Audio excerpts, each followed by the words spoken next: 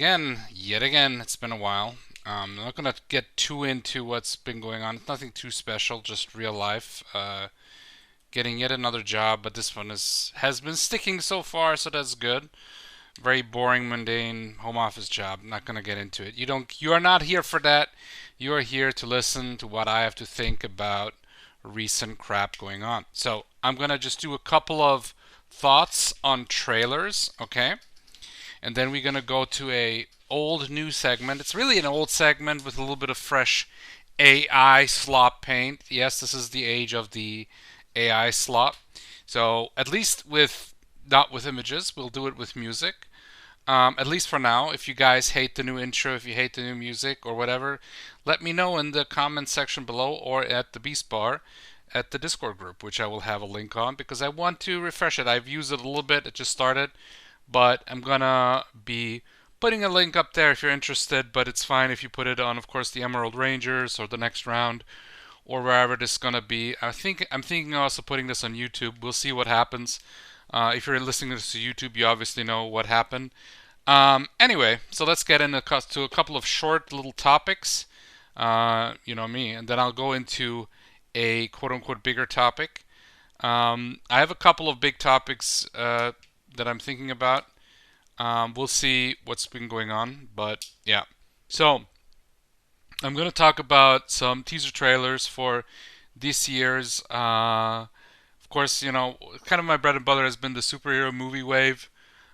Is it dead yet? Kind of. Not quite.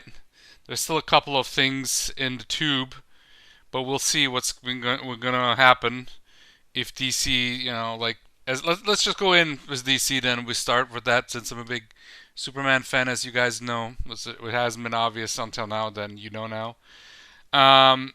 The James Gunn's Superman reboot is starting. Well, technically, it started with the Creature Commando cartoon series. I haven't seen it yet, but it's it might be good. I don't know. It's just another. It just feels like Suicide Squad yet again. I'm kind of done with the whole. Hey man, we're the edgy villains, and it's like unless you do something really interesting, um, unless it's something like what is it? What was it called? Supreme Power, something like that, an adaptation of that, which probably won't happen because that's not it's Marvel, but that's like its own thing, and kind of like I would say the boys and what is it? That animated image show. I'm just gonna Google here. Oh yeah, the boys and Invincible at least introduced the people to the concept of the edgy deconstruction of superheroes to quote unquote normies, non comic book readers, which is something that comic book readers have been known at least since like Dark Knight Rises or Watchmen, but even before that you had such deconstructions with Miracle Man and such stuff and whatever Alan Moore's obsession with that because um, superheroes are fascist. Fascist. I made my career base of them, but now they're fascist. Read my weird porn comics. I'm Alan Moore. I'm a grumpy old man. I look like a fucking evil old wizard or some shit like that. You know, like I'm not gonna completely shit on him because he has talent, and I did enjoy Watchmen for what it was. And I could still separate the creator from the art, you know. But he is kind of annoying, and I know a lot of it is just sarcasm, bro. It's like he's like edgy hipster. I'll give him that, maybe the original edgy hipster, but I actually liked his series that he co-wrote with other writers and artists, which was 1963, which was a much more interesting deconstruction of the early 60s Marvel superhero revival. That's from Image Comics. But that's not what I want to talk about today. I'm going to talk about the new Superman movie. Like, again, we had the Creature Commandos, which was technically the first DCU entry. Um, I don't know about the reviews. I haven't really looked at them. I might watch it. There's just too much shit, too much content, and a lot of it is just mid or garbage, somewhere there. It's like it's never exactly what you want, and eventually there's some woke bullshit coming in your face, which we will talk about later. But since this movie isn't out yet, and it does look good in some ways, in other ways it's a bit weird. Not for the things that a lot of people have been talking about, and it's just two. There's like two teaser trailers, and people have been dissecting it, especially the what is it? The fucking um um what is it called? The Snyderites. Yeah, the Snyderverse fans. Look, look, Snyderverse fans. I don't know if anybody will gonna listen to this who's a Snyderverse like cultist, but I'm kind of happy that the Snyder movies didn't get into that his vision didn't complete because he wasn't the right fit. He wasn't the right fit. Um, he is he is a, how should I say this? He is an edgelord, really, and he is obsessed with like epic, like scenes. Like he made his name with 300. I'm not gonna say that. I will give Zack Snyder this. When Zack Snyder, like when he likes a specific comic, he wants to adapt it very closely. I will give him this. If he would have done straight up just Dark Knight Rises, or Dark Knight Returns, I mean, the one. Let me see here. Just googling here, shit, very professional. It's been it's been a while, so I have to get back into the saddle here. But if he would have done just straight up Dark Knight Returns, just the Dark Knight Returns with no sequels, that would have been great, I think, because Batman v Superman had a lot of that in it, but it just didn't fit, especially if you want to start a universe. Dark Knight Returns worked because this was kind of an end of a version of the, like, it literally, like, if you've read the comic, then you know what I'm talking about. Bruce Wayne is retired, he's old, he's an alcoholic. Frank Miller, of course, another resident edgelord who I do respect to a certain degree as an artist and writer, but also I have my issues with, and also his art became really weird. I don't know, like I never was a big fan of his art, um, but Dark Knight Returns was a good comic, but it's its own thing, and I feel like Zack Snyder is obsessed. The thing is that, look, Zack Snyder, if he's ever going to do anything with superheroes, he should have done something edgier. Like some would say The Boys, but I would say rather because The Boys is mostly boring. The Boys is mostly corporate boring speak, which was some let's me see, it's Garth Ennis's like hatred for most superheroes. But I will also give him this. He has said he does like classical Superman, even Wonder Woman, but he hates Wolverine and like Batman or something, and Captain America he hates because his dick is rock hard for World War II. That is his thing. It's World War II because that's the kind of comics he grew up in, because those were popular even in the 60s still, especially in Britain. But anyway, that's Garth Ennis and the Boys. I think a much more exciting, edgy Justice League variation would be The Authority, which interestingly, James Gunn is going to weave in the Wildstorm characters, which have been bought up by DC when Jim Lee, that was Jim Lee's, not just his creation, but mostly his creation by Image. And the Authority it wasn't the first, it didn't start with the Authority. It was like he had his own, I think Stormwatch was his first group. Actually, Wildcats. You probably might be familiar with Wildcats. It's the only thing that had a TV show, like a cartoon. Very short-lived, but it was okay.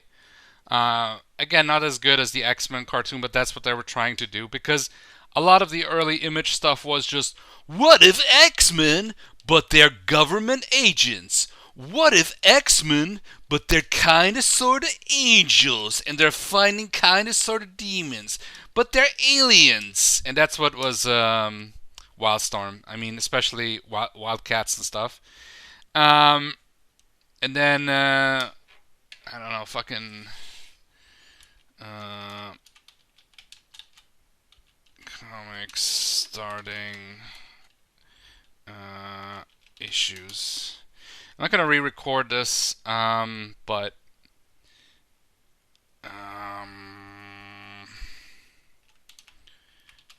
I gotta think about this because I've been reading a lot of Image comics too, especially early stuff. And because all of the Image comic guys, I think, were all like the big Marvel artists and writers. Like they were actually all the Marvel writers, and a lot of their comics that started was like X-Men, but I mean Spawn was like Venom, but demon and angels are sexy bitches. Oh yeah. And to be fair, Spawn was pretty cool, but it yammers on. There's a lot of navel gazing of Wanda, and all this shit. Like, look. By issue like 40 or 50, you're like, come on, something cool happened, do something. But it's just him like, there is again, Todd McFarlane. I respect him. I like some of his stuff. I like a lot of his Spawn. Spawn is a cool character, and I know I haven't read all the over 300 issues and all the like mini events, and maybe it's probably going to be better, probably. But I mean, there's no secret that after a certain while, he had more fun designing and making action figures, and not just Respawn. Now he's like one of the premier guys for action figures, other than Hasbro and whatever. Now he's making like a lot for DC or pretty much every company. I think he also made Marvel, but now he's just like fucking DC. But anyway, I am just back to Zack Snyder, okay? Because like when I say short topic, you know what I mean. I'm gonna say this: Zack Snyder, he should have done the Authority for Wildstorm. Just look it up. It would have been the perfect thing. Imagine the boys, but actually more interesting characters, and it still has this edginess, and they still kill, but there's actual epic action scenes. Seeing those scenes, like a big budget rated R, like ensemble superhero movie, would be crazy. But we're getting there. We had Wolverine and Deadpool, which I will review on the show probably in the next episode. Reason why: I've seen it once, but I want to rewatch it so it's a bit more fresher, because I did watch it in the movie theaters, which I have been avoiding, but I thought this one was should be worth watching, and it was pretty good. But not perfect, as you know. Like, I have my issues, my comic book issues. But anyway, there is comic books that are great for Zack Snyder because he's all about epic shots. And the thing is that he needs to have somebody to write an actual functional script with an actual story, not just cool effects set pieces. Because I would say like his remake of Dawn of the Dead was okay. 300 was pretty cool, but again, basically he could follow the comic, and that was his script and his visual script. Now I haven't read the comic, but from what I've seen from the comic, it does follow it, and it's a great movie. Not so much the prequel, that was unnecessary. Watchmen was good. I know some people have their issues with it, but I still think it's a very good adaptation because it is one of the closest direct adaptations of a story of the 12 issues. I still need to watch the full. He had this one cut where he actually made a motion comic of that pirate comic, and he made a cut with that. So I would like to see that with the extended cut. That's like the only extended Zack Snyder cut that I would be interested in. And I might actually reread the comic. I would have to rebuy it because I think I gave it to somebody. But anyway, other than if he ever does any kind of superheroes, it has to be some kind of edgy superhero that fits him. He even said that. Like, he's not even into Batman. He literally said, "Oh, in a Batman movie of mine, Bruce Wayne might be put into jail and might be raped there." And I'm like, dude, it's not necessary. That is not this kind of movie that you're thinking about. There's other characters for that, and you can also make up your own stuff. There's other non-superhero characters that are perfect for that. There's great stories out there, or just make up your own shit. But then when he makes up his own shit, he makes shit like Sucker Punch, which was I don't know. It was bad. Okay, it was these young women in these. I don't know. He was trying to do anime or something, but they were in this like insane asylum, and they were like planning to get out, and so they were imagining themselves in like different settings, and it looked somewhat visually interesting, but it was like again, just a big effects thing. Then you have Man of Steel and whatever. But and then of course the Snyderverse, and I think we're done with the Snyderverse. We're done, and um, the Snyderians will say, "Well, it would have been so epic." Like I will say this: them bringing Joss Whedon in and him like re uh, directing it, trying to make it more Marvel MCU like, was retarded because that ruined the movie. I think, and I haven't seen the Zack Snyder cut yet. Yes, I still haven't because it's fucking 4 hours long. And they like splice it up when you want to get it on download in like 4 episodes. I'm like, dude, this is a movie, not a miniseries. Like I'm gonna be curious. I've seen some little hints in there. I still think it's too dark and edgy, but yes, I will say this. It's probably better because it's more cohesive, but I think we're done with the dark and edgy thing. I'm going to watch it, and it's like as he said, it's going to be an unfinished thing. He literally said he will never do anything superhero or DC, especially DC related, unless James Gunn gives him like, because James Gunn has said that they're gonna do Elseworlds movies, like technically the Joker or whatever, or the Batman trilogy, the Chris Reeves Batman trilogy, which we'll see if the third, if even the second movie comes out, we'll see. Um, and it's gonna upset fans of that thing because they're pushing it away further and further because they want to focus on the DCU, and I'm not even sure. And the DCU is gonna have their own Batman, so we'll see what happens. But anyway, it's what it is. So we're beyond the Snyderverse. The only reason I brought this up because the Snyderians are shitting on the new Superman trailer, which looks in many ways very good. I like the costume. I like the colors. I like that it's more colorful. I don't. I don't like the weird padding, and it's like again like they're obsessing with the. It has to be like looking. It has to have a texture like a plastic texture or something because if it looks too much like a suit, oh no, it could be cringy. It's still not as bad because the colors aren't all right. Finally, again, it's the first time he's got his underpants back as it should be. You know, I am underpants. I'm pro underpants. I'm pro tighties. Uh, I'm old fashioned like that. So the costume looks pretty good. Except yes, I know it's the Kingdom Come version. It has the right colors, and I guess they have to always do something different slightly, but I just want the S. Okay, just give me the S. We know how the Superman S looks like.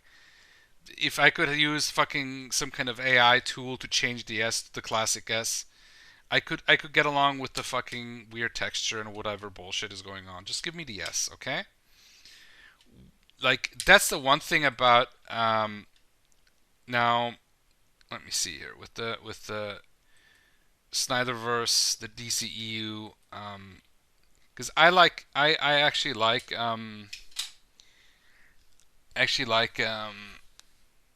Henry Cavill as Superman. I do. I just feel like he was in the wrong Superman movie in many ways. Now, and he's got shafted. Really, he did. Um, then again, a lot of people got shafted in that fucking franchise, including what's his name, Ben Affleck, because I think he could have made an interesting Batman if he had a chance to do his own Batman movie. Um, and we didn't need a fucking solo dark and gritty. We've done that, and that was good. The only way I would like to see a dark and gritty Batman movie if it was set in the actual time of the first comics, like in the 30s. Okay, and I want to have a more classic, like cloth-based costume. But like imagine like Batman. It's almost like a fucking noir movie, but almost a little bit Punisher. Something like that. If you can imagine it, like almost like rated R. And then like with I already said my thing about that Batman movie because it could have been like if you go almost like for a horror because they're going for an actual detective thing. I like that, but anyway, um, it's not important because all that stuff is like in the past or in the future. It doesn't matter. Only the now matters, and um, the now is that the Superman movie looks pretty good, but it's just a teaser trailer. We'll see. Um, it's He's gonna have this guy David Cornsweet, and he does look pretty good for Clark Kent Superman. He's got a weird hairdo as Clark, but I guess he's supposed to look like a weird guy. But as Superman, he looks pretty good. So I have nothing to complain there. I cannot say anything yet until I see him like say words and do stuff. But looks wise, it works. They have this Rachel Brosnahan chick as Lois Lane, and what thing is, they actually colored her hair black, and I think that's good because finally we're like because look, I'm not gonna complain with the last with Amy Adams. She's a very attractive woman, but I'm like, how hard is it to have her hair be dyed or her to wear like a good wig or something? I don't know. Anyway, Nicholas Hoult, our resident Beast from X-Men and other roles, obviously, as Lex Luthor. Classic bald Lex Luthor, and I'm like, I'm done with the Mr. Jesse Eisenberg, the fucking Facebook founder, Lex Luthor, Lex Face Luthor. Fucking, I'm gonna put like these fishes, these gummy fishes in other people's mouths. This is what Zack Snyder thought was cool. I'm gonna put a piss jar joke in there. Like I'm gonna put a jar that could be either lemonade or piss jar in the movie where Batman and Superman meet. Okay, I don't care what people say. The Snyderians say this is so. Oh, this is such a like cool and whatnot. It's not cool. Okay, it's not even close to cool. It's fucking weird. It doesn't fit in there. Um, Especially like there's different ways you can even put in a comedy in a dark and gritty movie. This wasn't the way. Like he was just fucking annoying. Okay. Nicholas Hoult as Lex Luthor. He looks pretty good. We'll see. Um, Younger Lex Luthor, but that's fine. I mean, he's like 35, so he's not like young. It's fine. Um, he might actually have his armor. It looks what I like about it. A lot. There's some people have been complaining, oh, it's too bright, looks too comic booky. I'm like, well, it's a comic book. Get over it. We're now in this age that the DCU, the only way it's gonna survive, and the only way the fucking superhero comic book movie wave is survive, even just for like every year is gonna be a fight now. Um, People are hyped for Superman because you had Man of Steel, you had him in some crossovers, but it's like people are still hyped for him, and it's we'll see because um, I'll be very curious because this is also going to be a DC universe where everything is not changed, everything is different, obviously, including superheroes have been around for a couple of years, and they're going to have some kind of team. Okay, they're going to have like Mr. Terrific, Guy Gardner, Green Lantern. Nathan Fillion is going to play him, and there was some turd burglars because and speaking of turd burglars.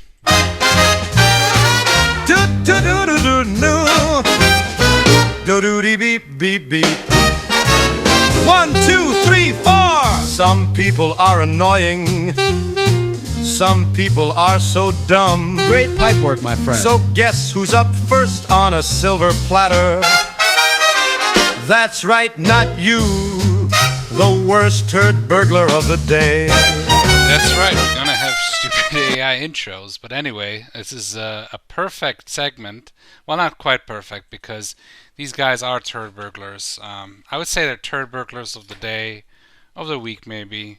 But they were complaining how bad the hair of Guy Gardner was. Okay, now if you look at the comic book, and I know, the comic book doesn't have to be exact. It has to be gritty. It has to fit the medium. It's not an exact. I don't care. They went out of the way to make Guy Gardner look that way, and they got Nathan Fillion, who I know was rumored. He even voiced Hal Jordan in the past, but now he's, I guess, too old to play Hal Jordan, and the focus is anyway gonna be on Jon Stewart for the mini TV show they're making. And I think They're gonna have like an older Hal Jordan, I guess, because anyway, it doesn't matter. The point is that they were complaining about the hair, and it's like, look at the comic. He has this kind of doofus like haircut, and it fits because he's supposed to be an asshole. You're supposed to hate him, but he's kind of a lovable asshole because he does what he can. You know, he's kind of his own little turd burglar of the DC universe. He always was, but in a good way. You know. So yeah, the trailer. So you also have Hawk Girl. You have, which looks fine. Yeah, Hawk Girl's fine. I mean, she's Hawk Girl. It's cool. They had her already in live action, and it's fine. In the Legends of the DC Legends of Tomorrow, or I will call them Leftovers of Tomorrow. But it's what it is. Mister, I think yeah, Mister Terrific. They have looks way better than ever it was in the Arrowverse in the CW, which is not a big surprise. I mean, but he actually looks like as he should. He's using his like little floating. So they have like B, more like C tier characters, which is fine because it's still supposed to be a Superman movie. And some guys like Angry Joe, which is like he's won many awards in Turd Burglar of the day, of the week, of the year. You know, he probably has like a whole you know how these superstars they have these big Oscar rows. You know, like Angry Joe has many Turd Burglar awards. And this thing is with me and Joe, we share our love for Superman for sure. But then he says stuff like, oh, "Why is it so bright?" and whatever, and it's like some people thought, "Oh, there's Crypto. What is this dog doing? What is he doing?" It's like it's again people who don't know the character. I think it's very refreshing. Yes, it could have been a Labrador as you know, like Crypto should have been, but it's a white dog. It's fine. It's a white cute dog. It's fine. And he's got a cape because we had Crypto in live action before. We had him in Smallville, but then he was renamed because Smallville is boring, and never watched Smallville because yeah. Uh, anyway, um, they're gonna have what's his name? No, who is still in there? They have. Oh yeah, they're gonna have like the engineer, which is the first like Wildstorm character because one in this planned like row of movies they're planning. One is gonna be the Authority, so they're gonna introduce so we can have some edgy cool kids in the DC characters, which is fine. I just feel like the Wildstorm characters. I actually do like the Wildstorm characters. I wish they were their own universe, but I guess I mean they have been part of the DC universe. I know, but I would rather have them to be their own thing. And we'll never have an Image universe movie. Forget that. There's barely a comic universe to speak of because the guys come and go. You know, it's like already anyway. But they have the engineer, which is this. She's like a robotic or like a cyborg like chick and whatever. But she's gonna be like she's kind of looks like a female Silver Surfer. So um, I don't know about that. Could be cool. Um, Apparently we're gonna have the Authority before we're gonna have a Justice League movie, and I'm guessing the way it's gonna set up because the Authority is basically edgy Justice League, how they like kill and shit. So because they kill, people are not gonna like them. So there might be a Authority versus Justice League movie eventually. So we'll see about that because they're like, no, we don't kill because superheroes don't do that, and the Authority, I'm all fucking edgy and dark and like, do you bleed and all this shit. You know, we'll have that. Maybe it's gonna be the Authority is gonna be like they're gonna be like the Zack Snyder. Like you gotta defeat the Snyderverse because everybody's a petty asshole now. In Hollywood. They always have been, but now it's like, you know, I hear in Joker 2, it's all about we have to like all the fans of the Joker, you know, oh hey guys, you cannot like the Joker movie too much. We have to like basically snip his balls off in the sequel. Okay, a movie that shouldn't have a sequel, honestly, or if it did, it should have been with Batman. I think that would have been much more interesting. Not a stupid musical with like Harley Quinn. Like we need another iteration of Harley Quinn. The most astroturfed DC character I can think of that nobody needs anymore. I'd rather see Mr. Terrific, who actually is pretty cool. And we also have Metamorpho, so it's gonna be the shape shifting guy who can like shape shift into like any material, and that's gonna be interesting because I think there's a couple of hints at the trailer. Um, we're gonna see there's probably some anti-corp kind of thing going on because I'm thinking like that's one thing I will say that there's probably gonna be like a corporate superhero team which they're gonna have Guy Gardner is gonna be the leader, you know, because I think originally Guy Gardner was supposed to be the Green Lantern, but because that's how they retconned it. But then it went to Hal Jordan because that alien was dying. Anyway, so the point is that in this universe, I think Hal Jordan has been around. And anyway, so apparently it's going to be either Trask or Luthor who's going to be like the corporate sponsor of that team. And then Superman comes as a wild card, as like a, you know, like, hey man, I'm just doing this as freelance, and then hey, you can't do that freelance, man. That's how I feel it's gonna go. He's gonna do something. He's gonna save the day, but in a way that is not appropriate, not accepted by the corporate overlords. And then he's gonna inspire them or some shit. Because there's something that some people have pointed out. We'll see. Who knows? Right now, this is just a teaser. We had a second, this like about the same length teaser, but with like a scene of like a close up where they have the camera on the head of the actor flying. It looks kind of retarded. I mean, it looks stupid on like every character that they did that to a certain extent. The Snyderians were like pointing out that oh, he's got like a lazy eye, he looks weird, and I'm like, you know what? It is what it is. It's like a scene that might not even be in the movie. They're probably gonna be still. I don't know if they're gonna be probably not gonna be reshoot. Well, it's summer. They could still reshoot, but we'll see about that because they have to also like the big CGI stuff is rendering now. Okay, so their fucking little Pentium machines are rendering that, so it's gonna be a while. We're gonna have like because like there's gonna be a lot of like ancillary Superman characters. There's gonna be Eve Taskmacher who's gonna play her. I mean, yeah, Pretty Woman, I guess it's gonna be fine, but it doesn't really look like Taskmacher, but fine. I'm gonna be fine with that. And here we have, yeah, we have some race swapping, which I'm not happy about.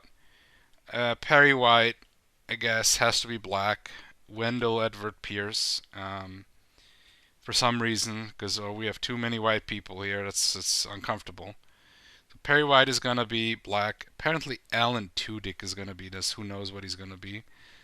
Um, apparently, like the guy's playing Jonathan Kent is like pretty fat, but then again, he was so in the Dean Cain TV show, so I'm like whatever. So okay, here's something still. So apparently, there's gonna be Otis, and as one of the henchmen of Luthor. Let's see. I'm curious to see if he's gonna be like classic Otis or he's just gonna be like generic henchman. Because he's been also race swapped to a black guy. Now that is gonna be interesting because Otis is a comic relief, like bumbling henchman idiot. Okay, like if and I love Otis. Otis is great. Now it's gonna be weird because if they're gonna do that, they're gonna be like it's gonna be interesting. A guy like him. Because honestly, I agree that yes, technically, if we're gonna go this whole gender blind casting, it just goes in one direction. Let's be honest. But if we're gonna do this, then black or any other non-white actors should be able to play all the types of characters, not just the soulful saints, the golden good brothers, the smart guys, the really good guys, whatever. Because a lot of actors actually find that very boring because they get typecast to the one like character that they always play, and that's the worst for an actor really. And if he, I don't know if he's gonna play a bumbling henchman, or he's gonna be like a Maybe he's gonna be the leader, and he's gonna be he probably his character is probably just gonna be very minor. He's just gonna be who knows though, because um, James Gunn is he's been saying like he's been a big fan of the original of the 78 Superman because yes technically in the 50s there was the first live action Superman movie if we want to be exactly, but I'm talking about of course Superman the movie from 78. Still my favorite Superman movie, still my favorite superhero movie. It's not going to change anytime soon. There's a couple that have come close. It's hard also to compare because what do you want to compare? But anyway, so they're gonna have him. So there's gonna be two race swaps, which is not from like more like secondary characters. Instead of going into the lore, if you're gonna bring in because we have already Mr. Terrific, which I'm actually hyped about. I would be more interested in them looking through the lore, the 80-year lore of Superman, and you can find like black or Asian or whatever non-white characters and put them into the world, especially if you have already other heroes established, which they have done. And I don't know why Perry White needs to be black. Now, maybe he'll convince me, and then it's gonna be fine. Like what was it, Kingpin in the Daredevil movie. But we'll see. And I know it's gonna be like you're the racist, you're the racist, whatever. I don't care anymore. I'm not because I'd be saying the same thing if you're gonna do a Steel movie and you're gonna cast Steel as white or Asian or whatever, which probably would never happen now.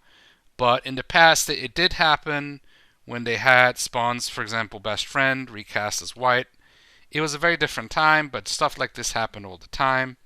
Baxter Stockman was also black in the comics; they made him white. Stuff like that happened all the time. So let's just say.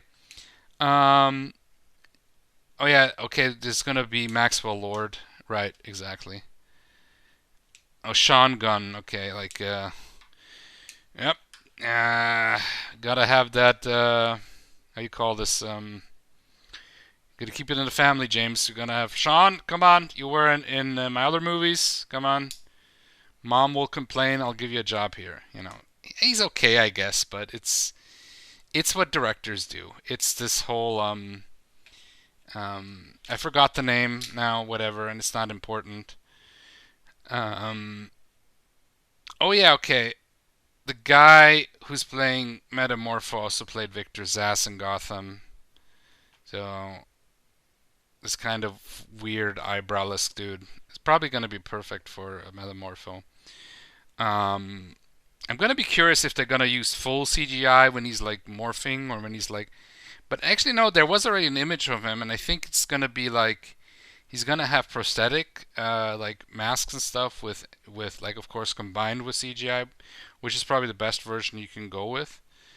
Um, but yeah, other than that, that's the Superman trailer, and it took me forever just to say that, and I haven't even talked about the main thing that I want to talk about, but anyway, so we're gonna talk about the Fantastic Four trailer. Now, the Fantastic Four trailer is kind of interesting. There's many things I actually enjoyed about it, and I just gotta say that there's a lot of people that are like saying, "Oh, it's gonna suck," and then there's other ones that are like, "Oh, this is so great." I think it's gonna be a mixed bag. Um, Let me get the good out of the way first. I really like that it's in the 60s, what they're calling retrofuturistic. So basically like how when the Fantastic Four started, um, it's like the world now not only their base but also the world is kind of there's more futuristic technology, but like retrofuturistic, so like sci-fi from the past. But that's really cool because it actually looks like the original comics, which is really nice. Um, they even had Herbie the robot who looks like perfect. I can't complain about there. Um, Ben Grimm looks really good. Um, the actor is called Eben Moss Backrack or Backrack. I haven't heard of him yet. Um, I think he's gonna do fine. Um, I hope, because like looks wise, the CGI looks really good. And yeah, so it's gonna be probably where the Fantastic Four have been around for a couple of years. I don't think there's gonna be like a big origin story. There's gonna be probably just a short. In the trailer, they showed the Rocket. They mentioned some things, so they're gonna have like a short version of it. You know, they go into space, so it's gonna be very classic, which I enjoy. The costumes are very classic too. They're going with the lighter blue and the white, which is actually not the original, but it is. It fits very much with that, with the aesthetic. However, in here, okay, before I go nitpicking and like critiquing, I liked, as I said, uh, Evan Musbackrack. I mean, it's mostly right now it's just CGI, but he's still gonna be talking and like it's based on his movements, and there's gonna be scenes where he's like Ben Grimm before he changes. And I really like Ben Grimm. He's one of my favorite Fantastic Four characters. Um, and Vanessa Kirby, she looks like like Sue Storm. Attractive blonde woman with like 60s hair. It just looks wise. Character wise, we'll see. There's not too much. She has one line that she's talking to Reed. Reed is like listing off everyone as their powers except his, which is interesting. We don't see him going stretchy, shapeshifty, rubber bally, but that doesn't mean anything. I think that this is an early teaser trailer. The CGI is still being rendered. Let's say that, and his stuff is probably more complex, and we'll see. I'm really curious to see how the stretchy, shapeshifty powers are going to look like. Some of the scenes, because that's a kind of superpower that is kind of weird for a lot of people to see in live action. Now they can do it pretty well. I do remember in the old Fantastic Four. I mean the old, not the oldest. Technically the second iteration, but the first officially released iteration. I'm not talking about the unreleased Corman version, which still has the most accurate costumes. As much as the movie is pretty bad, low budget, fair, but I'm going to talk about the costumes in a moment still. And I know people say, well, yeah, people do care. And this was the only direction for them to go because the last Fantastic Four version was uh, possibly the worst version, other than the first unreleased Corman version.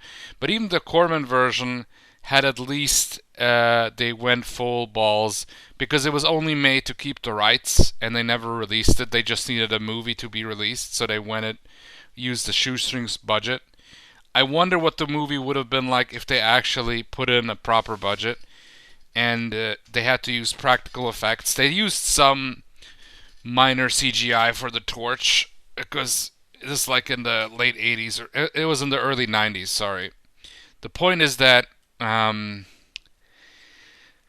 anyway, so the torch effects look pretty cool. We'll have Galactus. It's not a big spoiler, and it's gonna be Galactus in the suit, so that's pretty cool. Um, because they're going all like old school Marvel, which is honestly has become my favorite era of Marvel, is the '60s. Like probably the I do like the Golden Age too, but I haven't really dug deep into the Golden Age yet. At least not in Marvel. I have in other companies, like a little bit in DC, but a lot also in public domain comics. But the 60s was really this renaissance, the second wave of superheroes, and the Fantastic Four was one of those comics, and at DC it was the Flash and Green Lantern, but definitely the Flash that brought back this kind of thing. And I'm really happy that they're giving another chance to the Fantastic Four, but they're making mistakes, and I will list them off after that. But these are the good things. I like the style that they're filming for the 60s retro tech style, It feels like a straight up adaptation of the early comics, more or less. Of course, there's going to be changes, but um, there was John Malkovich was in there. Um, just his face as an old guy with longer hair. Um, and I think it's gonna be. Let me see.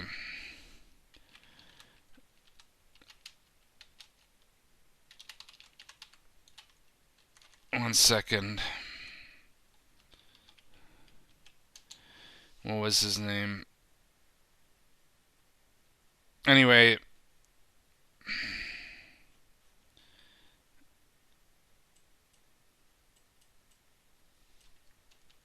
there's a bunch of fan bullshit. Sorry, I'm Googling. Very professional, I know.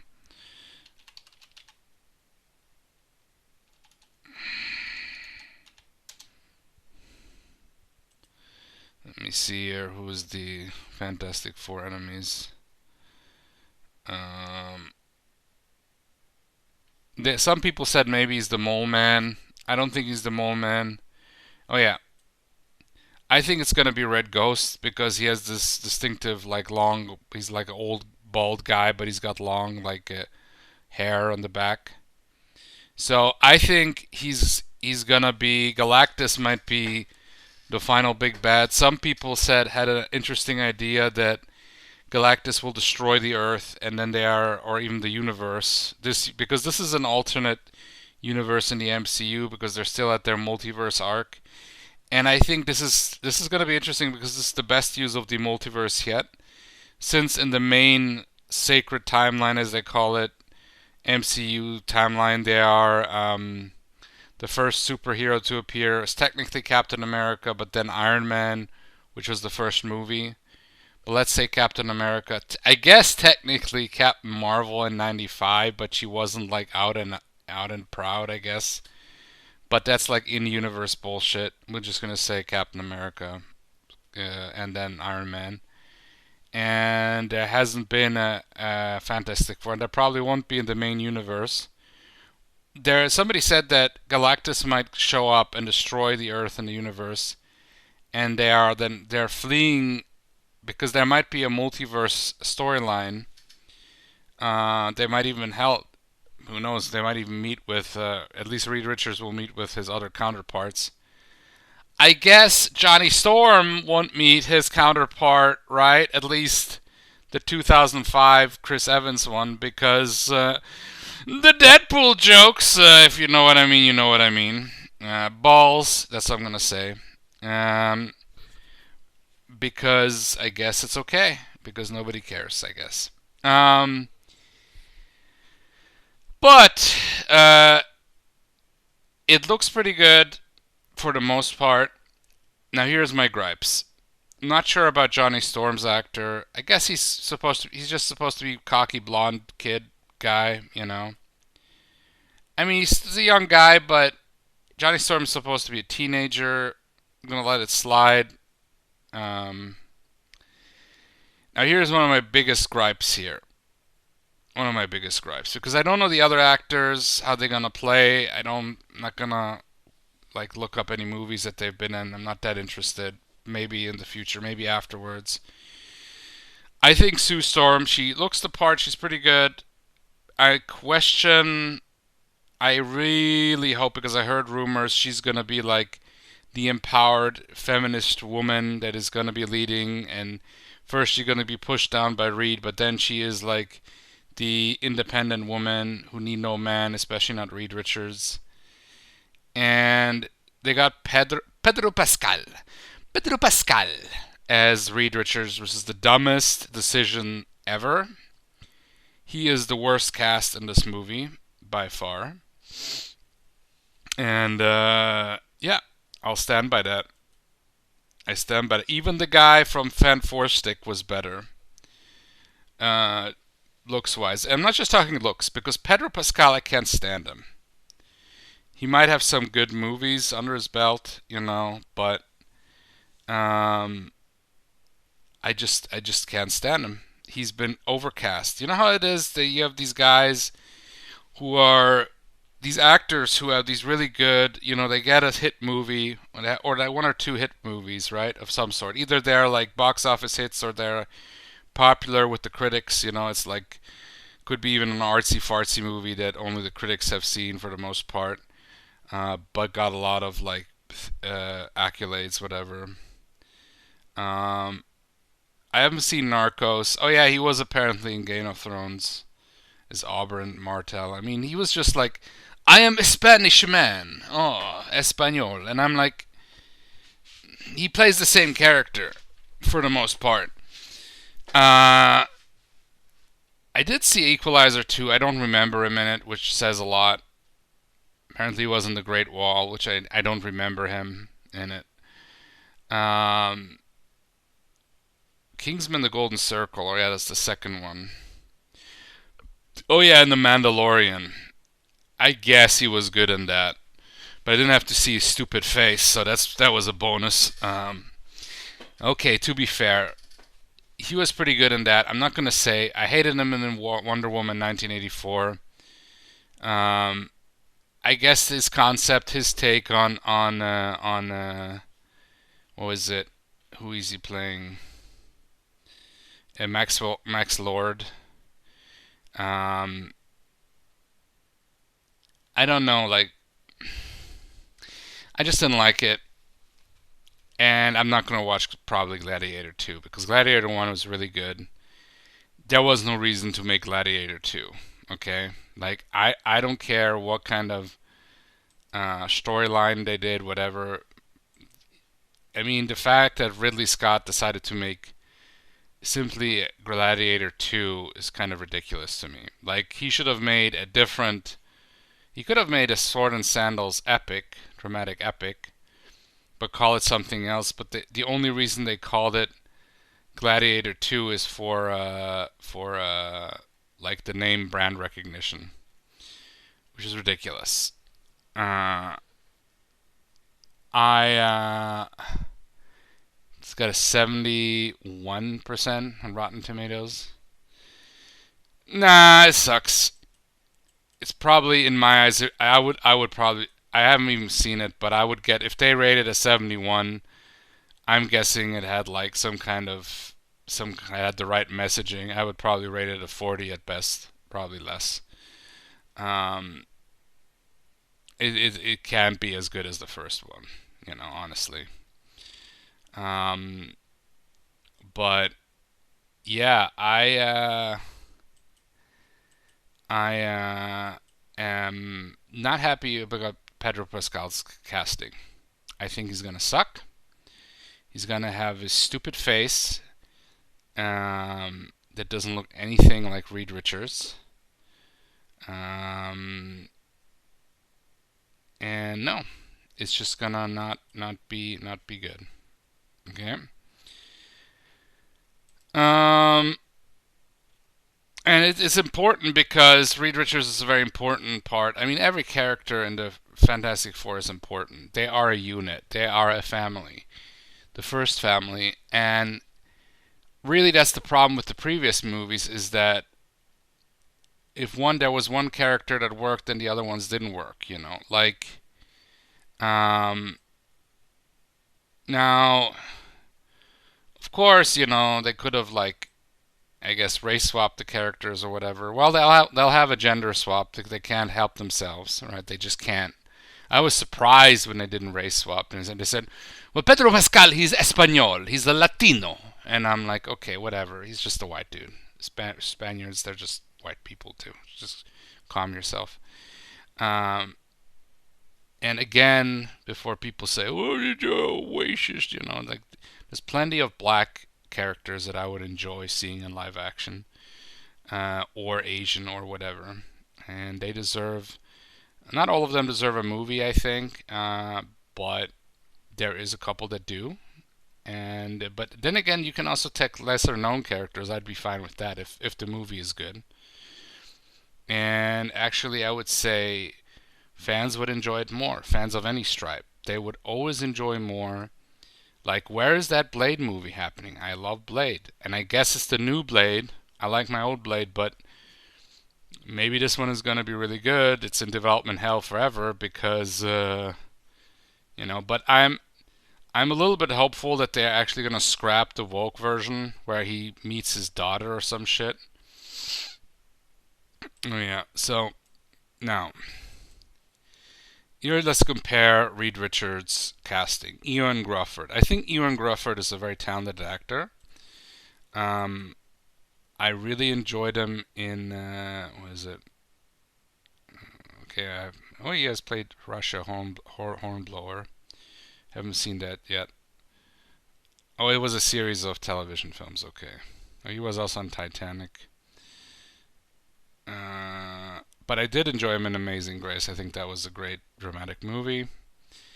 I think in Fantastic Four, he was attempting to play the more, distant, like super scientific, almost like autistic scientific genius mind, that is Reed Richards. So he's like distant and socially awkward and doesn't get, the wife.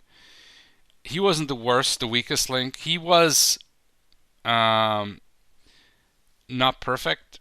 Like, let's say that. Looks wise, he was great. He worked. Um, Chris Evans was decent as Johnny Storm. I think he was pretty good. He just had to be cocky blonde guy. And of course, he eventually becomes Captain America, which is the big joke, of course. I guess. But I did like Michael Chiklis as the Thing, and they didn't use CGI. They used a full body costume. Well, they gave him pants, which is fine, but his upper body, it's all like prosthetics, and I respect him for doing that because it was probably to have these things stick on you and everything. It takes forever to do. It's kind of a nightmare, and I respect these actors to do that because it, especially back then, CGI wasn't as advanced yet. That was like in 2005. Man, this movie's 20 years old. Jesus.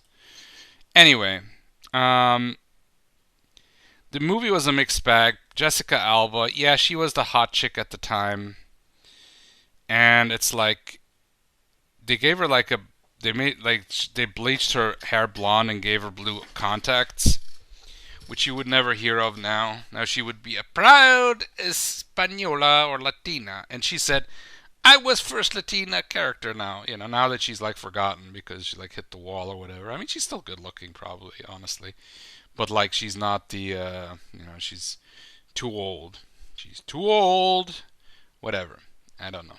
She's probably still in movies, whatever. I don't care. She was never a good actress. She's just one of those actresses. There's plenty of actors who are the same way. They just get their roles because of their looks, and that's it. Fine. But um, the other weak link was, oh yeah, the Julian McMahon, Mr. Nip Tuck as Victor Von Doom. Now the Doom suit wasn't the worst thing, but he sucked as Doom. Like, I don't know, they were trying to go, they didn't know what they wanted to do because it wasn't completely like dark and gritty, but it wasn't as what the people say campy. I like to call it comic accurate or pulpy. I think campy is not the right word, but that's me. Either way, I think the movie was okay. It wasn't great. Uh, the sequel was worse because but again, at least the Silver Surfer was the Silver Surfer, but the Galactus was just a fart in the space. Now, this is my other big gripe with this movie. So, okay, I went into Pedro Pascal. I I don't care what he's gonna do. If he convinces me with his character, he's also not tall enough to be Reed Richards. Reed Richards is kind of lanky. I mean, already before he starts stretching, right? So, um, when I remember when some of the artists would draw him really muscular, I think, that's not right. He should be like fit. And the original comic, he is a World War II veteran. Him and Ben, they served together. They were also college buddies in college. Apparently, Reed Richards is in his 30s when the comic starts, and the reason why he has the graying hair on the side, it is literally said in the comic. It's not because he's that old. It's because he's seen some shit in war. Literally, I mean, not exactly like that, but they basically say that in terms back then. So it's whatever. I feel like where Pedro Pascal is gonna fucking annoy me, but let's move on. Let's not talk about the other movies because this will take forever, and I want to finish this Beastcast. Um, the fact that they're using the female filmer's civil surfer, Shala Ball, I guess.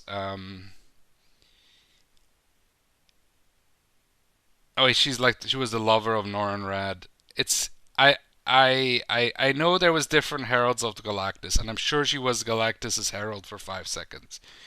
But we really needed Noran Rad, the male Silver Surfer. Okay, there is no reason for not having the male Silver Surfer. If we're gonna have finally Galactus, we should have a proper Silver Surfer. I'm at this point where these movies do a lot of things right, but they always the things that they get wrong. I feel like I want to have like a CGI AI filter where I can just have the character be changed to like male, like a Silver Surfer to male, and remove Pedro Pascal with somebody else. That'd be great, and his annoying voice too. Can we get there, technology? Can we get there? We can have a nice filter for these things. Um, and yeah. Oh yeah, there is also expected to appear are the character Mole Man. Now the guy who they showed, I think is Red Guardian. I still think it's Red, but Mole Man, he's like such an iconic Fantastic Four villain. I think he'll show up. He'll show up in one of the fights. They're probably gonna have like the big. They're gonna have some epic, like classic cover moments. Like I think in the first one or the second issue where were fighting this giant monster, which was from Mole Man, I think. But then, yeah, now the big question is Victor Van Doom showing up, and they also even hinted in the wiki page in the post credits scene with Robert Downey Jr. And I'm like, this is also a really big misstep bringing him back as Victor Van Doom. He's a good actor. I kind of have been hating him more and more, to be honest. His persona, I'm like, I don't care. I'm Iron Man. Whatever. I don't care, man. Okay, bibbity boobity. We figured everything out. Bibbity boobity. Technology. I always imagined Victor Van Doom to be taller. I'm pretty sure even before he got his armor, he was a taller guy. Robert Downey Jr. is not completely a manlet, but he's also not super tall. Um, yeah, it's kind of weird to me. I mean, this is. I mean, it's not too weird because they're so desperate for like to have a mega hit. Their only big actual hit in the last years was Wolverine and Deadpool. Everything else has been like an unmitigated disaster or barely broke even. Okay, and for these movies to, for the MCU to like at this point they have like shareholders and whatever, and they want to see a hit again, you know. And with Wolverine and Deadpool, which I will review, but I want to rewatch it to have a more fresher perspective on it. But I thought it was okay, but it was just fan service. And this is my super quick review, but I'll go into super in depth probably the next episode. No promises, we'll see. But um, I'm just not. I'm just worried about this film because it's gonna bug me that Silver Surfer is female for no reason. And also, yeah, here's a little small nitpick, which is not that big of a deal. The white parts of their costumes, they're all wrong except Sue Storm's costume, which is again telling me, women are great. Because it's kind of a little, you might say I'm like schizo or whatever, but in movies you have these small or not so small hints, quote unquote hints, um, where they like foreshadow things like that, and it can be in the costume. I know some people say, well, it's just to make them look a little bit different. I'm like, um, I also feel like, why does the Thing need to have a shirt? Now I know in the early comics there was a point he had like the full costume, okay, and they wanted to do something different. He's otherwise great. Maybe he should have been a little bit taller, but otherwise he's great. I'm not going to complain about the Thing. Again, I'm looking at the costume now. Sue Storm has it correct. Uh, Reed Richards has it almost correct. He should have the neck part. Why doesn't he have the neck part? There was a guy. It's just I also commented on Twitter. There was a guy who was saying, well, Reed Richards' costume is stretchy, so it wouldn't work that way because stretchy. And I'm like, and this is the example for turd burglars of the week. I mean, I don't know which one is the bigger turd burglar. The one that doesn't know like that's the hair. And I'm being like uber nerd, whatever. But at this point, you can obviously see the direction of superhero movies is going to comic book accurate because they've done everything. They've done the deconstruction. They did dark and gritty. Fantastic Four did dark and gritty and weoistic. And people are sick of it. Like last Fantastic Four was an absolute and unmitigated disaster. This one really needs to be a hit because I don't know if anybody will care for the Captain America, Captain Falcon, or which I think is gonna be sucking. Like if he starts again lecturing like in the Falcon and Winter Soldier. By the way, a lot of the Disney shows, TV shows, is they're completely shit.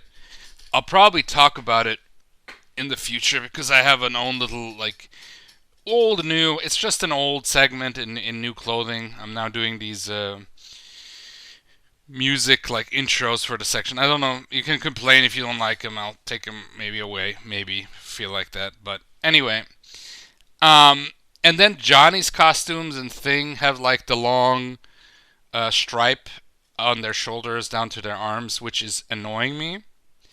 It's like that they ran out of blue with Johnny's costume and Thing's costume.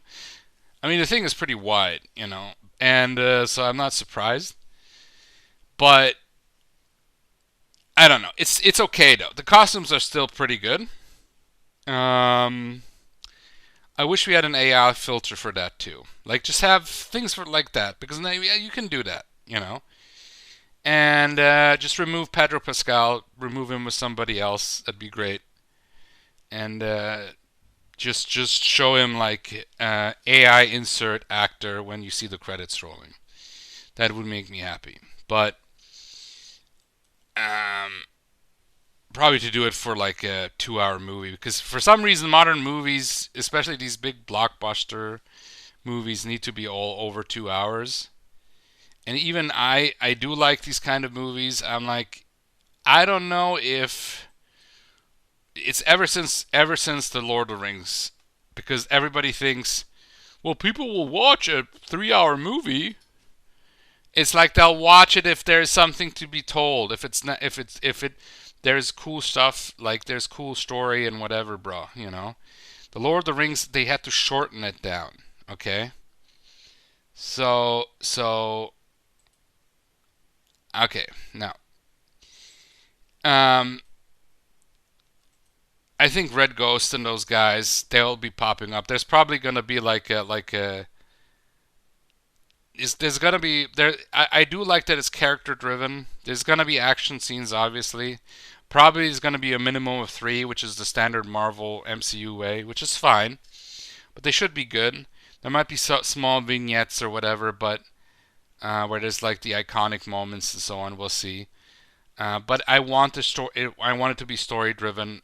Because everybody says, well, the Incredibles was the best Fantastic Four film. And it's clearly yes based on the Fantastic Four, and that's something that should work. No brainers, really. Now we'll see if it will, if they can get their head out of their own asses and not talk about, oh, this is such a how many people have we saved with this film? Oh, I'm like, just make a damn entertaining comic book movie. Just shut up. Just shut up. So anyway, this is all I'm going to say. It's just a teaser, but I managed to talk way too much about that, but it doesn't matter. This is what you come for. Um, but yeah, I'm just worried. I'm a little bit optimistic because at least visually there's going to be some cool stuff. The thing is going to be great. This is probably the best looking thing we ever had. But that might not be enough. We'll see. We'll see. I'm not really that interested in Captain America and the Winter and whatever the Brave New World. I'm like New World Order. I'm like, okay, bro, we get it, New World Order. You know what I'm saying? Like I don't know. I just don't need the guy from the villain from Breaking Bad to be like, I am tough, uh, Mexican like gangster, whatever shit. Like I'm not. I'm over that. I'm over also Red Hulk. Fucking Harrison Ford just needed a paycheck. I think Thunderbolts Ross, when the original actor died, he needed to just be retired. That he died in the thing, and have another guy be Red Hulk. They change anyway things whatever they want. I feel like that Thunderbolt Ross Red Hulk is gonna be just stand-in for Trump. Get it, Red Hulk. You know, they're probably gonna make him more Trumpish because that's their mania. We'll see. Still gonna be lame because honestly, Captain America against Hulk is kind of ridiculous. Especially like, so he's got all these he's got enhanced strength and like faster reflexes, and they explain it because he has a Wakandan suit, and I feel like where but he hasn't got the super soldier serum. I think the cool thing about the Falcon is that he could barely keep up, but still keep up somewhat with Captain America because who he was, that he was more down to earth, and I think that was more interesting with him.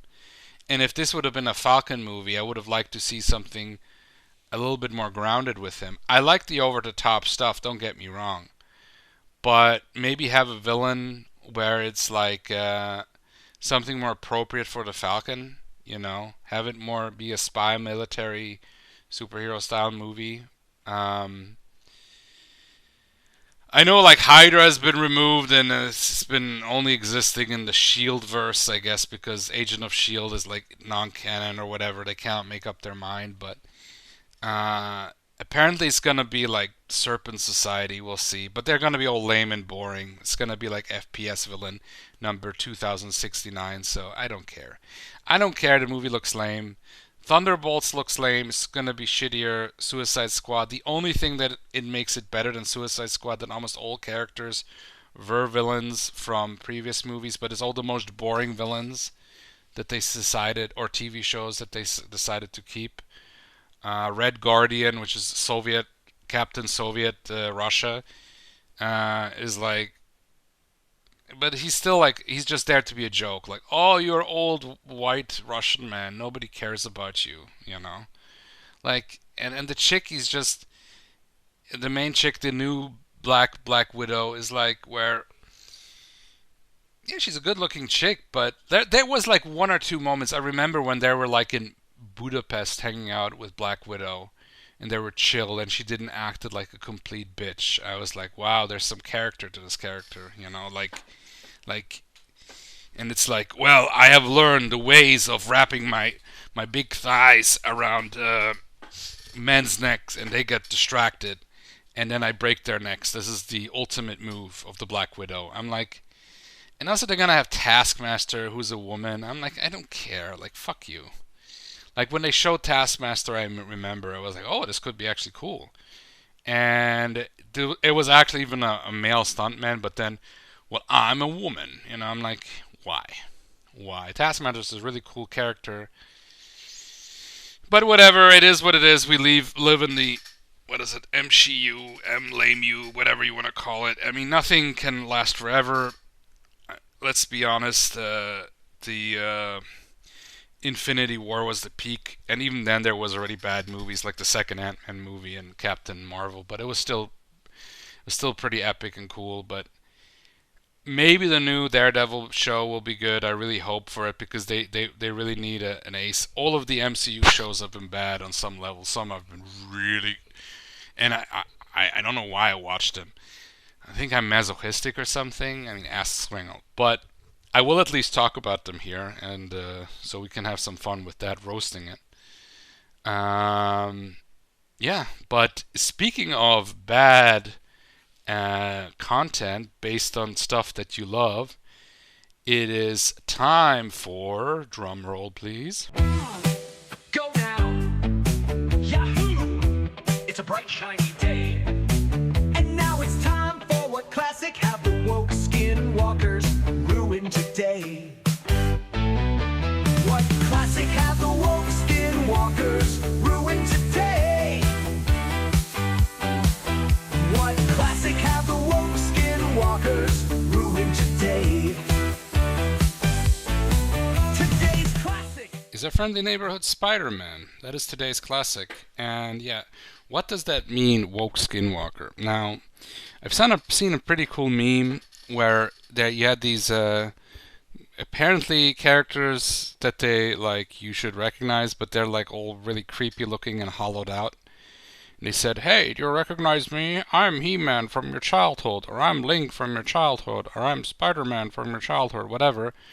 Uh, don't you want to enjoy more media from me from your childhood?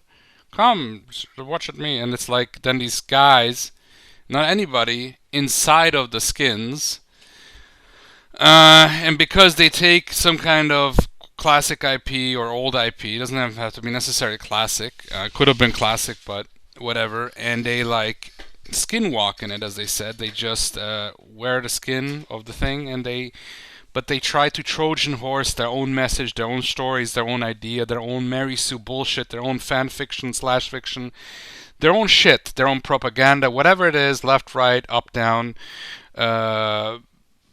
select, start. I don't care what your fucking like propaganda is.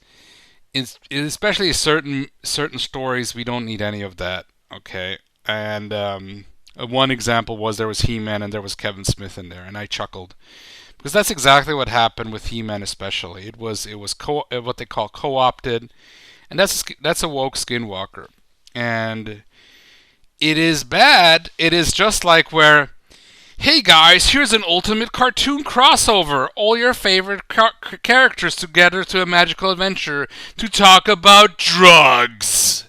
Yes, that happened. Look it up. There was a big crossover with a bunch of huge cartoons, including the Ninja Turtles, the Smurfs, the Muppets, like huge characters included from the 80s and early 90s, including Alf for some reason. And they were like, they were from different studios, but because it was a very special educational episode against drugs, I think this might have been funded by the Reagan era. Say no to drugs and stuff, which I agree with. Good message, sure, but you tease such a great. I remember as a kid, wow, this is really cool. We're gonna have all these characters in a big adventure. I wonder what it's gonna be about. And then there was a kid who was offered like marijuana or whatever, and then we had like Papa Smurf. They talk about marijuana, and when you see this is just messed up. I don't want the fucking Smurfs talking about real life shit. Like, hey man, I'm Doobie Smurf or whatever the fuck. Or like Alf, like, I kill me because I'm depressed. Ha ha ha. Whatever. I don't. Fucking Kermit the Frog. Lighting up a fucking crack pipe. I don't know. We don't need this. We don't need this. Okay, we don't need it. We don't need even Michelangelo, who popped up for a second there to it's like have his message about don't do drugs. It's like I get the point of it, but it was bad. Now here, this was also kind of a skinwalking thing where it was like, oh, because they're just fictional characters and we can do whatever we want with them. Make them act out of character, make them do things that are just weird and whatever, carry some kind of heavy-handed propaganda message. Even though this was a good message, don't get me wrong. Maybe with Captain Planet, I would expect it, And I actually liked Captain Planet, and the message was pretty good. Keep your Earth clean. That was good. Can't argue with that. And he was already kind of a propaganda character anyway, but at least. It was well animated. It was still fun, a fun cartoon. At least I liked it. I know a lot of people didn't like it because it was preachy. Yes, it was. And I'm also the guy where now it's kind of the meme, the old cartoons where the character says, "Listen, kids, violence is bad. Even though I punched Skeletor 500 times in the face, Violence is bad. To be fair, he wouldn't punch him in the face. He'd just throw him in like a mud pit because that's what he does because it's lame. Or like, hey kids, guns are bad. We G.I. Joe. Yeah, we shoot, but we never hit anybody because it's a cartoon, and we've been trained by the stormtroopers or whatever, or by the A team. I don't know. The point is that it's the same thing, but it's with modern day topics. Hey guys, here is a fantasy story somewhere in another universe called Eternia, all about magic and fucking comic book science fiction shit that doesn't make any sense with guys like Stinkor and whatever. So and Fisto and Mossman. So let's talk about whatever 69th wave feminism or whatever.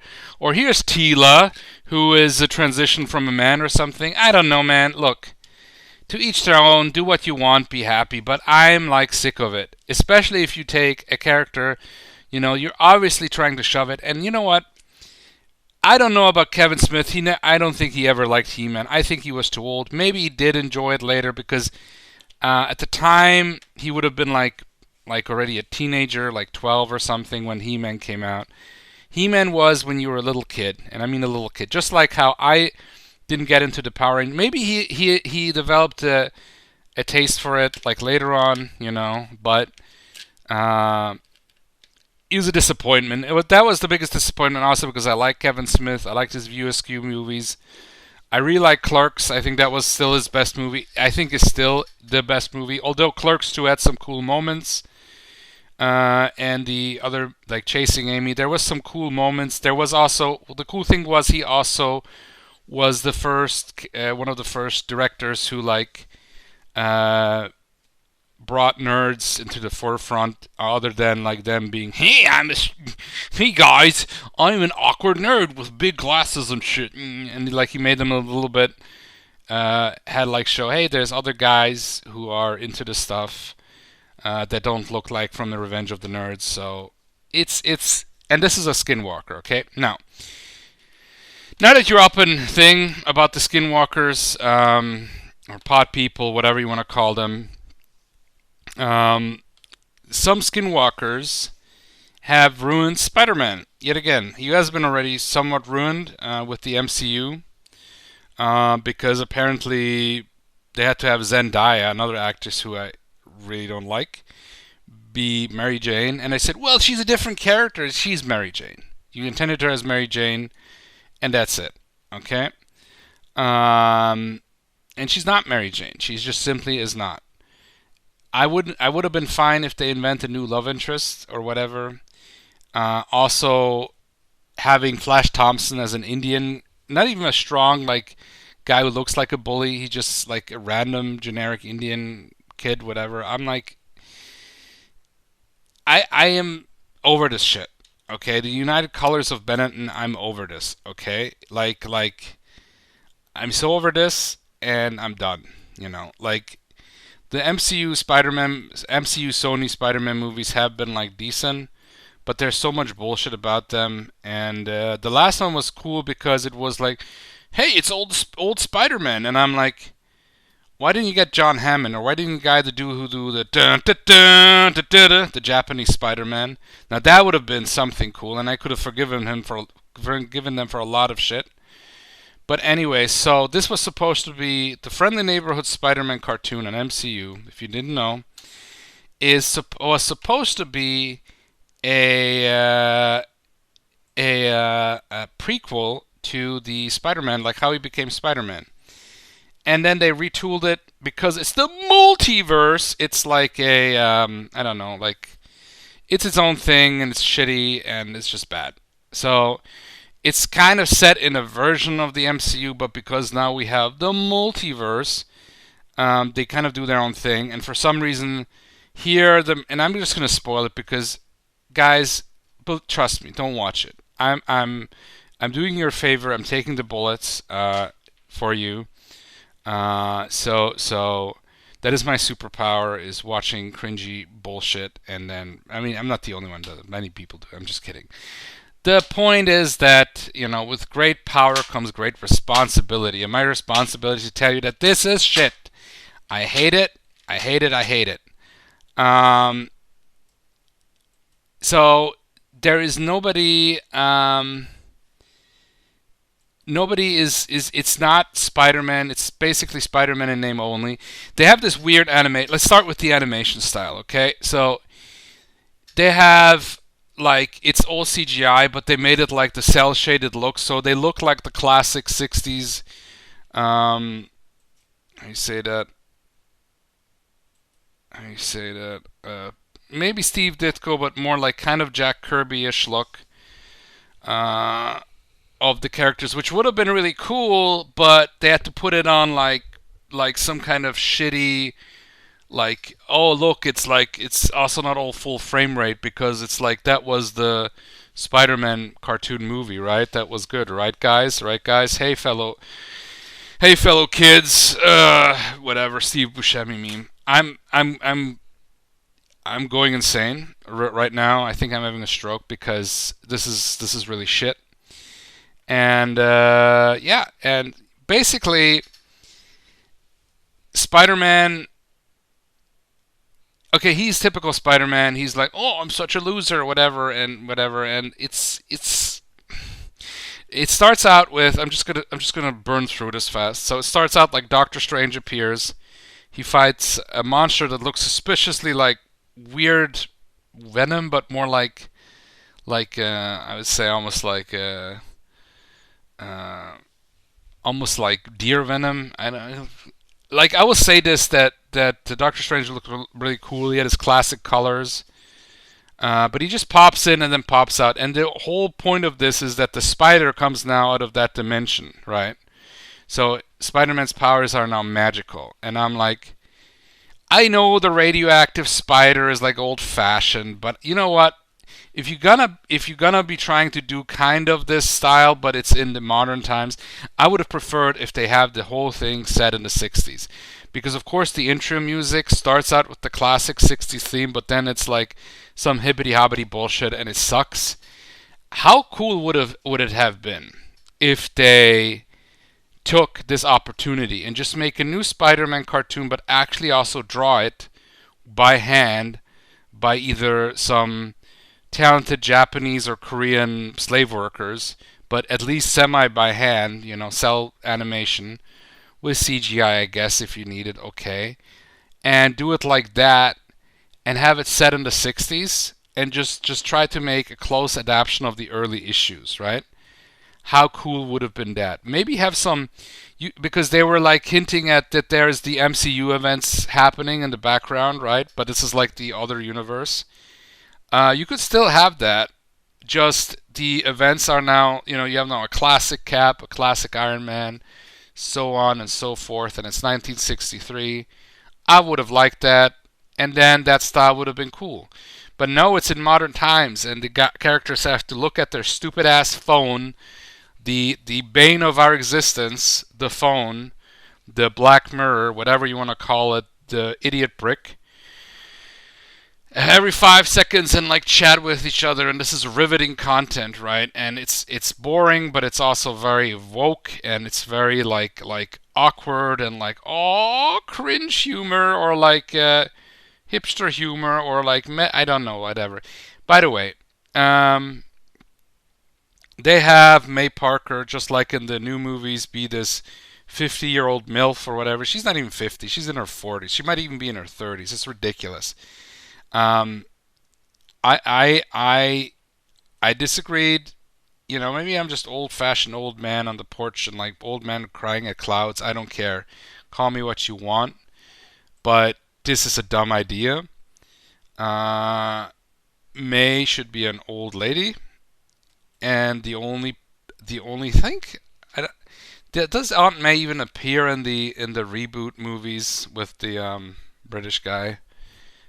Maybe she does. I think so. But at least there she was also an older lady and it still worked. But I really liked her in the let me see here. In the Sam Raimi movies. Okay, Sally Field. Okay, that's fine. She was fine. But I really liked the old lady, Rosemary Harris. Okay, that's who played her. And you know what? She did a really good job because that's how Aunt May is supposed to be. She's basically effectively his grandmother. Okay, so mm, but Marissa Tomei, when is she born? Marissa Tomei.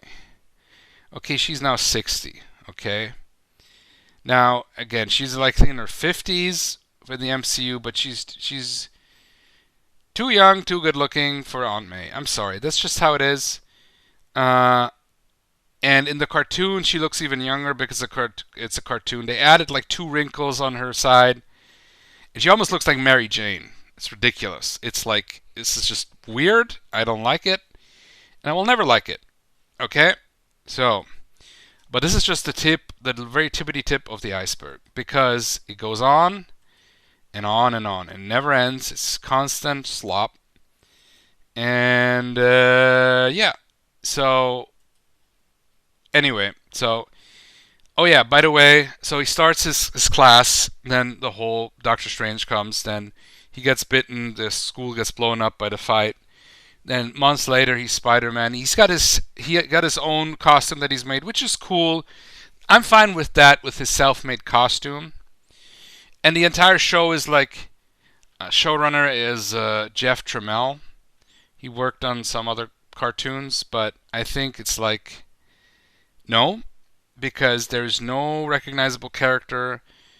I guess Harry Osborn, but here is the big thing, and again, what have the woke skinwalkers ruined today? Well, they have ruined Norman Osborn because they decided because the character who was a white ginger guy had waves in his hair, he is now black. And once you go black, you never go back. Now listen here. There is black characters in the Marvel universe. There's also other that they could have used. Like I think Robbie Johnson was in the '90s cartoon, and he was actually an interesting character. And he had episodes like focused on him because, and that was fine. By the way, why is on Disney Plus only the first season of the '90s cartoon? Uh, I don't know because Marvel has the rights to the cartoons. They should have all the seasons, but whatever, they're retards. So oh yeah, so the characters that they do have, they don't have Flash Thompson. They don't have. Let me see here.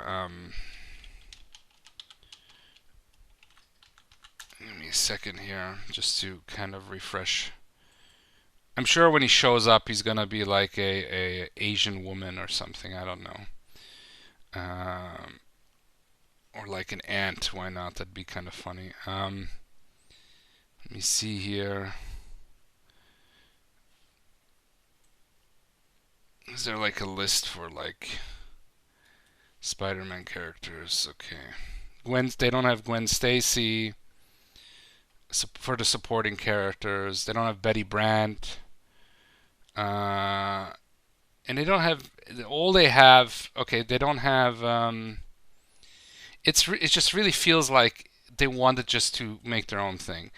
They have Lonnie Lincoln, who apparently is Tombstone. I didn't know that. Hey man, I don't. There's lots of stuff about Marvel I don't know, but I do know Tombstone, and I do know he is literally like an albino, where he's got like white skin and he has no news. Here he's a good-looking, tall, black football guy. He is literally the Gordon Goodbrother, and then of course.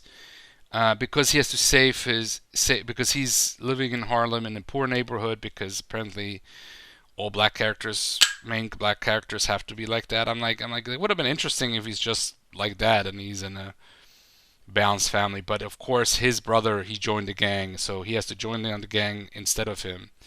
And here was the big reveal that he's Tombstone, literally the albino. Apparently, Tombstone was a black character, but he has no black facial features. Even when he's like, I get it that there's albinos who are that, but he has like no nose and he looks more like a Frankenstein monster.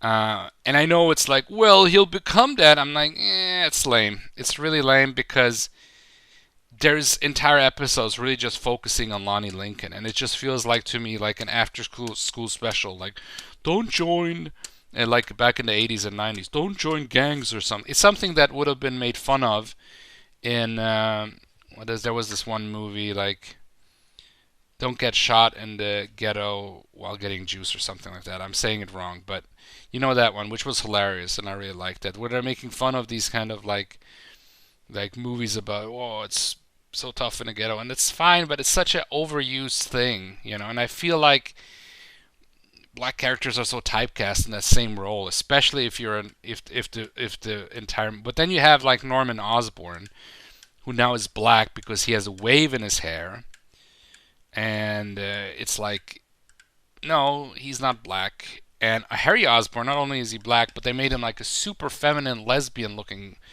guy with like a bun, a hair bun for some reason. Um, and he's an influencer now, and he's really weird. And then basically Norman Osborn figures out Peter is Spider-Man, and he becomes his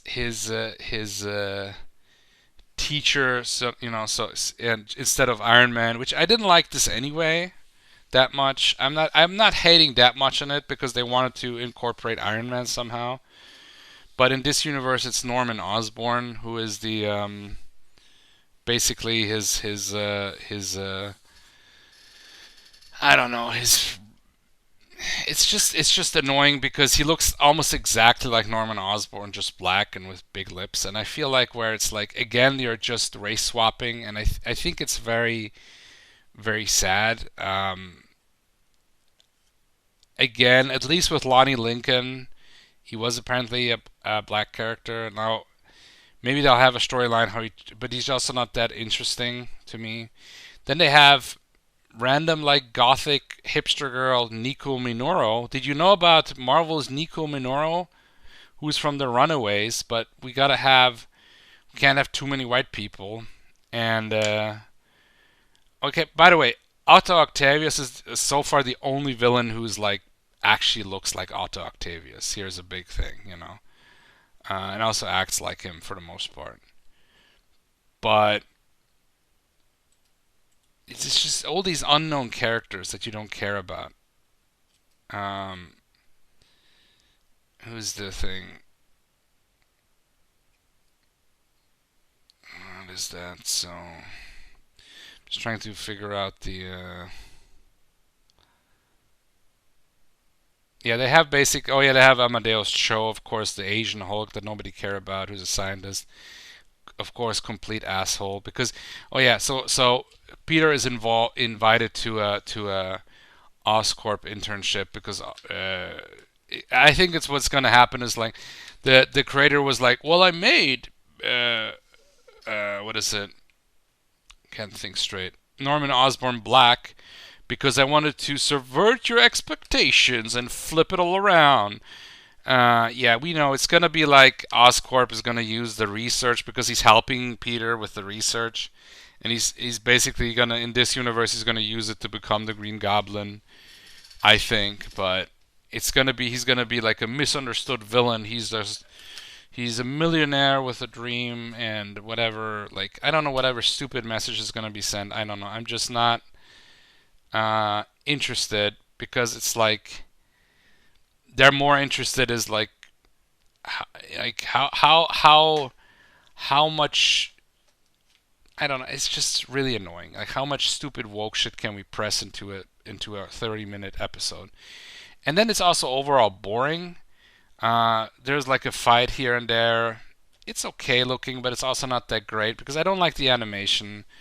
I would prefer cell animation, and also like then they have these like oh yeah they have the other gang who is Mac Gargan, the Scorpion, and of course leader of the Scorpions gang. Hey man, this reminds me of that Scorpions rock band. Well, only Germans would know that, but anyway, it's just kind of funny. Um, I don't know. I am not interested. Apparently, other characters are gonna pop up like Daredevil and Wilson Fisk, whatever. But I am not. What is it? Oh yeah, they have Rhino, but he's not Rhino yet. And then they have a chick who is well, a chick, a woman, a big, strong, independent woman, like a big warrior lesbian who's like roided up. Apparently, who's fighting, who's got like a okay, who is basically oh okay. So it is a villain, an old Soviet villain called Unicorn, and he had a laser attached to his head, but it was a dude, of course. And of course, what is it? Let me see. A gender bent. Yeah, of course they had to have Unicorn gender bent. And it's like they made it again a roided up woman who was like talking the Rhino down. It was just like why the Rhino. Actually, the facial features that like was like Rhino. We'll see. It probably will be Rhino, but um. Oh yeah, here's my other favorite thing. Talk about gender bending. What have the woke skinwalkers run today? Uh, Dr. Kurt Connors. Wait, here, let me see here. Gotta find the thing. Where is Kurt Connors? It's Carla Connors, guys! Aren't you excited for Carla Connors?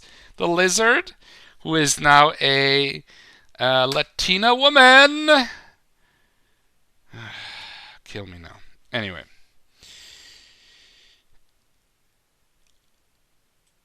Apparently, like, there's a lot of characters I found out that they're like they're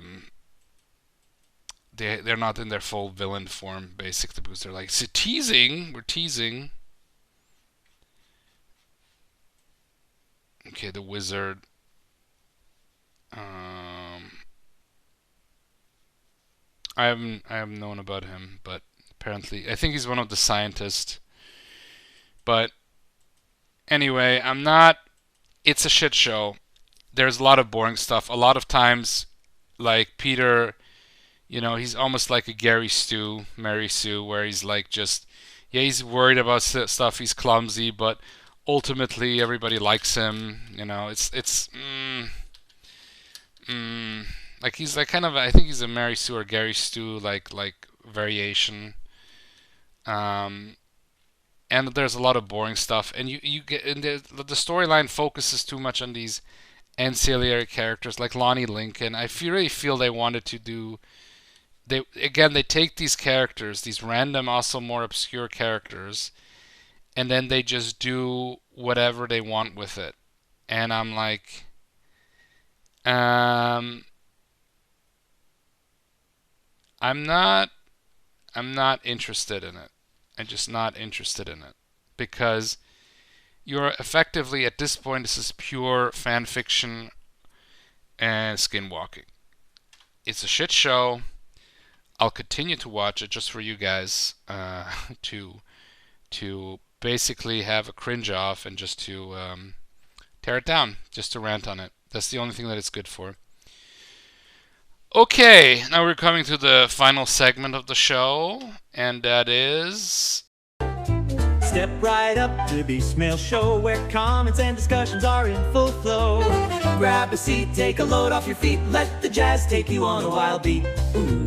Bebop, doo-wop, swinging high and low. At Beastmail, ready to go. Here you go. Join the fun, come on and play in the jazz-filled world of Beastman. Hey, and we're back. Yes, it's the Beastmail, and yeah, this is the first attempt, again, AI intro for Beastmail. I think it's actually, I did a different intro, but it doesn't matter. We'll see if you guys like it or not. This is, okay, so we're gonna go quick. I don't have that much, at least, that I could find. I'm gonna leave the link to the Discord, but also this is gonna be on the Emerald Rangers, emeraldrangers.com, but also eventually on the nextround.net, and also on Facebook and whatever you can find me else. Maybe also on YouTube. We'll see. Who knows what YouTube allows now or not? We'll see. But it's gonna be on different areas, so I'm gonna see them, and then you can write your answers there. So I'm gonna go through with what I found. Now this is, I think, this is like from a year ago. Jesus. I think this might be an older answer, but okay. So I think I answered that last time. So although was 69, yeah, that's old. Okay, at this point. Um, all that I found, I think that Death Adder asked me about the Deadpool and Wolverine movie, which I will review. I will rewatch it probably until the next Beastcast, if not the one afterwards. I will do it. I will go through some movies that I've seen but I haven't reviewed yet. I haven't seen all of the Sony Spider-Man universe, like Sony villain Spider-Man universe without Spider-Man, which has ended. I could like do like a almost like a little let's look back at this entire quote unquote cinematic universe, which it wasn't really, but they said it was, I guess. But anyway, we'll see because I've seen the first two Venom movies. I have not seen Venom 3, which I'm again hesitant. I haven't seen Madame Web, or that was in the last year, which was anyway. And I haven't seen Craven the Hunter, which I hear is also really bad. So yay me! I'm gonna once I have those, I'll see those and I'll talk about them. And there's other movies, still other stuff that I would like to talk about. Even though yes, this is like kind of my main thing now, but uh, I would like to talk about some other topics. And however, I'll leave it up to you guys. Rather at this beast mail, since I've been gone for quite some time now. I would like to ask again, what is a topic that you would like me to talk about? Be specific. Um, if it's like some kind of a movie or some kind of topic, I won't go talking about politics. I guess you can guess what what I let slip. I let slip, but I don't really want to talk about politics because a lot of people talk about politics, other than how it is affecting media, maybe to some degree. But that's what I'm willing to talk about. But yeah, what kind of topics are you guys interested in? What kind of movies? What kind of stuff should I review, or other stuff I should talk about? And yeah, I hope you guys are doing fine.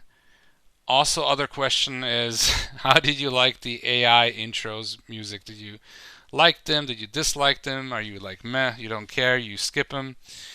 Uh, write me what you think about that. And also, yeah, uh, that's gonna be it for this Beastcast. If you have any thoughts, any ideas, if you want to come on the show, the bros know this. You can come. We'll figure something out. We'll talk about something. It's gonna be a fun time. And yeah, guys. Final words, of course, for the Death Mug of Doom.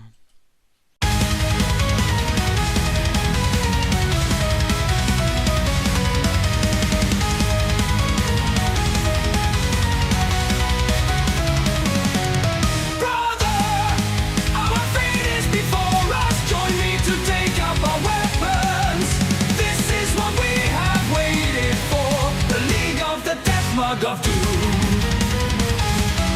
For countless ages they've called us. For centuries we were the only guardians of their secret power. The League of the Death Mug of Doom. For countless ages they've called us. For centuries we were the only guardians of their secret power. The League of the Death Mug of Doom.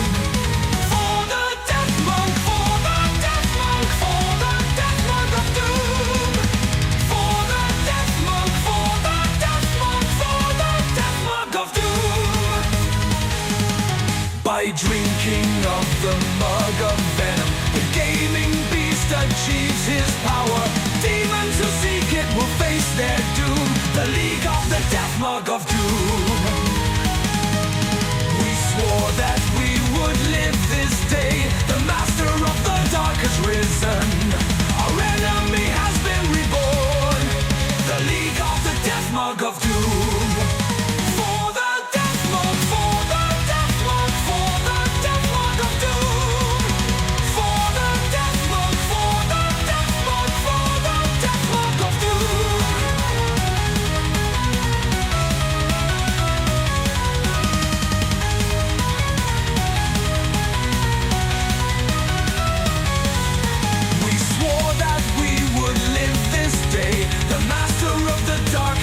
listen.